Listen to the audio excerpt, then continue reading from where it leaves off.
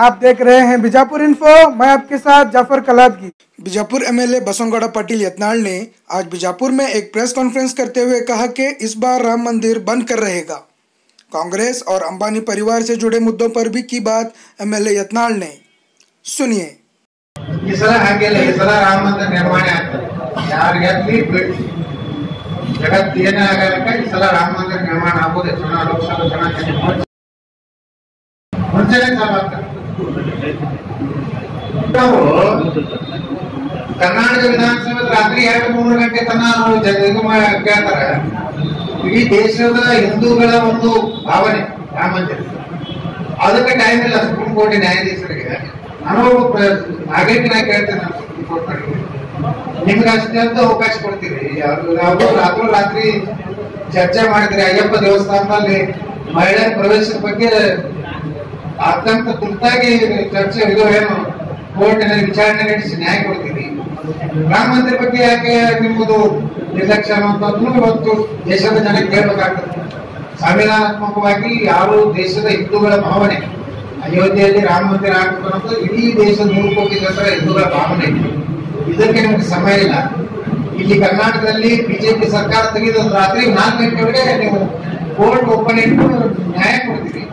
ಇದು ಏನ್ ತೋರಿಸ್ತದಂದ್ರೆ ಒಂದು ಕಡೆ ಸುಪ್ರೀಂ ಕೋರ್ಟ್ ಈ ರೀತಿ ಯಾಕೆ ಈ ರೀತಿ ಮಾಡಿ ನಮ್ಗೆ ಗೌರವ ಇದೆ ಅಂತ ಅರ್ಥ, ತಪ್ಪು ಮಾಡಿದಾಗ ನಾವು ಕೇಳೋ ಅಧಿಕಾರನೂ ನಮ್ಗಿದೆ। ನಾವು ಈ ದೇಶದ ನಾಗರಿಕರಾಗಿ ರಾಮ ಮಂದಿರ ಬಗ್ಗೆನೇ ಯಾಕೆ ತಾತ್ಸಾರ, ಅದಕ್ಕೆ ನೀವು ಮೇಲಿನ ಮೇಲೆ 10ನೇ ತಾರೀಕು ಮತ್ತು 10ನೇ ತಾರೀಕು ಬಂದ್ಕೊಳ್ಳೆ ಅನ್ಕೊಂಡು ಜಡ್ಜ್ ನೇಮಕ ಮಾಡ್ತೀನಿ ಕಡೆ ಅದೊಂದು 100 ವರ್ಷ ಆಯ್ತು ದೇಶದಲ್ಲಿ ರಾಮ ಮಂದಿರ ಇಶ್ಯೂ ಮಾಡೋದು। ಪ್ರಧಾನಮಂತ್ರಿಗಳು ಹೇಳ್ತಾರೆ ಮೊನ್ನೆ ನಾವು ನ್ಯಾಯಾಲಯಕ್ಕೆ ಗೌರವ ಕೊಡ್ತೀವಿ ಅಂತ, ಅದ ನ್ಯಾಯಾಂಗನ ತಿಳ್ಕೋಬೇಕು। ಈ ದೇಶದ ಸಂವಿಧಾನಾತ್ಮಕವಾಗಿ ಪ್ರಧಾನಮಂತ್ರಿಗಳು ಹೇಳಿದ ಮೇಲೆ ತಕ್ಷಣ ಅದಕ್ಕೆ ನ್ಯಾಯ ಕೊಟ್ಟು ಅಯೋಧ್ಯೆಯಲ್ಲಿ ರಾಮ ಮಂದಿರ ನಿರ್ಮಾಣ ಮಾಡಕ್ಕೆ ಅವ್ರ ಅವಕಾಶ ಕೊಡ್ಬೇಕು ಅನ್ನೋದೇ ನಮ್ದೆಲ್ಲ ಆಗ್ತಾ ಇದೆ। ಯಾಕ್ರಿ ಅಂಬಾನಿ ಗ್ರೂಪಿಗೆ ಹೆಲ್ಪ್ ಮಾಡಿದ್ರೆ ಕಾಂಗ್ರೆಸ್ಸಿಗರು, ವಿಜಯ ಮಲ್ಯ ಸಾಲ ಕೊಟ್ಟರೆ ಕಾಂಗ್ರೆಸ್ಸಿಗರು, ನೀರವ್ ಮೋದಿಗೆ ಸಾಲ ಕೊಟ್ಟರೆ ಕಾಂಗ್ರೆಸ್ಸಿಗರು। ಅವಾಗ ಬಿಜೆಪಿ ಇರಲಿಲ್ಲ। ಈ 5 ವರ್ಷ ಒಳಗೆ ಮೋದಿ ಅವರು ಕೊಟ್ಟಂತ ಸಾಲ ಅಲ್ಲದು, ಕೊಟ್ಟವ್ರು ಅವರು ವಸೂಲಿ ಮಾಡಕತ್ತವ್ರು ನಾವು ಅವ್ರ ಹಿಡ್ಕೊಂಡು ಮಾಡಿ ವಿಜಯ ಮಲ್ಯರನ್ನ ತರುವಂತ ಪ್ರಯತ್ನ ಮಾಡಿದ್ರು ಮೋದಿ ಅವರು। ನೀರವ್ ಮೋದಿ ಎಲ್ಲಾರು ಬರ್ತಾರೆ, ನೋಡ್ತಾ ಇದ್ದೀವಿ ದಾವೂದ್ ಇಬ್ರಾಹಿಮನ್ನು ಕರ್ಕೊಂಡ್ ಬರ್ತಾರೆ ಕೆಲವು ದಿವಸದಲ್ಲಿ। ಎಲ್ಲಾನ ಏನು ಈ ದೇಶವನ್ನು ಲುಟಿ ಮಾಡಿದವರು, ಕೊಳ್ಳೆ ಹೊಡೆದವರು, ನಮ್ಮ ದೇಶದ ವಿರುದ್ಧ ಚಟುವಟಿಕೆ ಮಾಡುವಂತ ಪಾಕಿಸ್ತಾನದಲ್ಲಿ ನಡೆದುಕೊಳ್ತಾರೆ, ಆ ಎಲ್ಲಾ ಕಾರಣ ತರುವಂತ ಕಾಲ ಬರ್ತದೆ। ಸ್ವಲ್ಪ ಸಮಾಧಾನ ಕಾಂಗ್ರೆಸ್ನವ್ರಿಗೆ ಏನಾಗಿದೆ ಅಂದ್ರೆ ಅವ್ರು ಹೆರಾಲ್ಡ್ ಇಂಗ್ಲಿಷ್ ಓದೋದು ಮಾಧ್ಯಮದ ಪತ್ರಿಕೆ ಅದೇ 1000 ಕೋಟಿ ರೂಪಾಯಿ ಹಗರಣಿದೆ। ಇವತ್ತು ಡಿ ಕೆ ಶಿವಕುಮಾರ್ ಅವ್ರಿಗೆ 1000 ಕೋಟಿ ರೂಪಾಯಿದ್ದು ಅಕ್ರಮ ಆಸ್ತಿ ಇವತ್ತು ಗುರುತಾಗಿದೆ।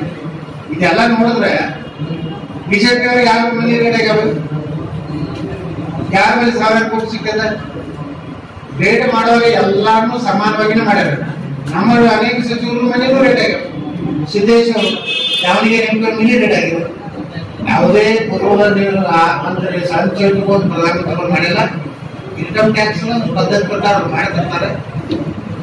ಇವತ್ತು ಯಾವುದೇ ವ್ಯಕ್ತಿ ಇವತ್ತು ವಿದೇಶಕ್ಕೆ ಹೋಗ್ಯಾನ ಅವನ್ನೆಲ್ಲ ತರೋಕೆ ವ್ಯವಸ್ಥೆ ಬಹುಶಃ ಜಗತ್ತಿನ ವಿಶ್ವಸಂಸ್ಥೆಯಲ್ಲೇನೆ ಇವತ್ತು ಭಾರತದ ಬಗ್ಗೆ ಗೌರವ ಹೆಚ್ಚಾಗೋದು ಹಿಂಗೆಲ್ಲ ಮಾತಾಡೋದ್ರಿಂದ ಆಗ್ತಿಲ್ಲ ಅಂತ ಹೇಳಿಕೆಗಾಗಿ ದೇಶದ ಜನ ಒಪ್ಪುದು। लाइक कीजिए, शेयर कीजिए और सब्सक्राइब कीजिए बीजापुर इन्फो चैनल को, और हाँ बेल आइकन दबाना ना भूलिएगा। धन्यवाद।